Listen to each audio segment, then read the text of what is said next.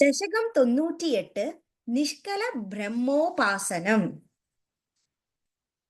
യസ്മിന്നേതം യദ ഇദമഭവത് ഏന ചേദം യ ഏതത് യോസ്മാദുതീർണരൂപ ഖലു സകലമിദം ഭാസിതം യസ്യ ഭാസാ യോ വാചാം ദൂരദൂരെ പുനരപി മനസാം യസ്യ ദേവാ മുനീന്ദ്രാഃ नो विद्युस्तत्त्वरूपं किमु पुनरपरे कृष्ण तस्मै नमस्ते जन्माधो कर्म नाम स्फुटमिह गुणदोषादिकं वा न यस्मिन् लोकानामूतये य स्वयमनुभजते तानि मायानुसारी भभ्रच्छक्तिररूपो चिच्च बहुतररूपो वभ्याप्यदुत्तात्मा तस्मै कैवल्यधाम्ने पररसपरिपूर्णाय विष्णो नमस्ते नो तिर्यञ्जं न मर्त्यं न च सुरमसुरं न स्त्रियं नो पुमांसं न द्रव्यं कर्म जातिं गुणमपि सदसद्वापि ते रूपमाहुः शिष्टं यत्स्यानिषेधे सदि निगमशतैर्लक्षणावृत्तितस्तत् कृच्छ्रेणावेद्यमानं परमसुखमयं भाति तस्मै नमस्ते मायायां बिम्बितस्त्वं सृजति महदहङ्कार तन्मात्रभेदैः भूतग्रामेन्द्रियाद्यै अपि सकलजगत् स्वप्नसङ्कल्पकल्पम्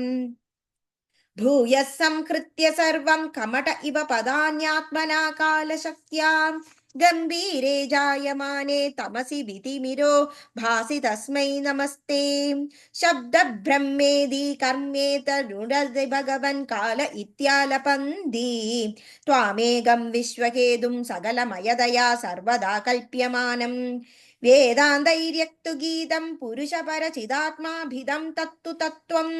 प्रेषान्मात्रेण मूल प्रकृति विकृति कृत कृष्ण तस्मै नमस्ते सत्त्वेन सत्तया वा न च खलु सदसत्त्वेन निर्वाच्य रूपा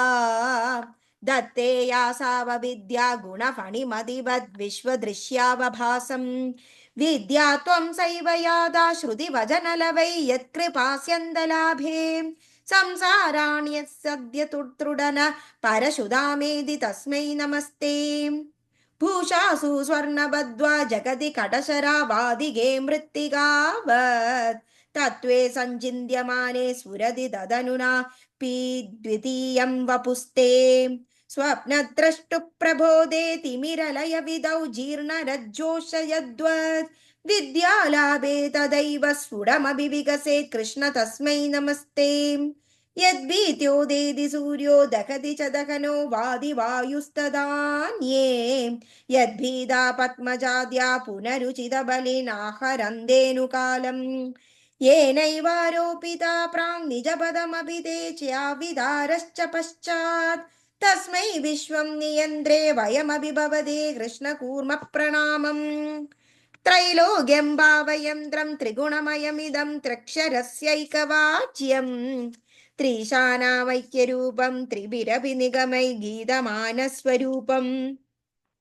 तिस्रोऽवस्थाविदन्तं त्रियुगजनिषुजं त्रिक्रमाक्रान्तविश्वं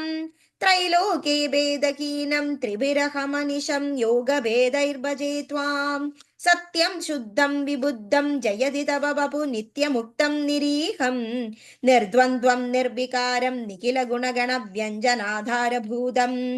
निर्मूलं निर्मलं तन्निरवधि महिमूलासि निर्लीनमन्तर् निस्सङ्गानां मुनीनां निरुपम परमानन्द सान्द्रप्रकाशम्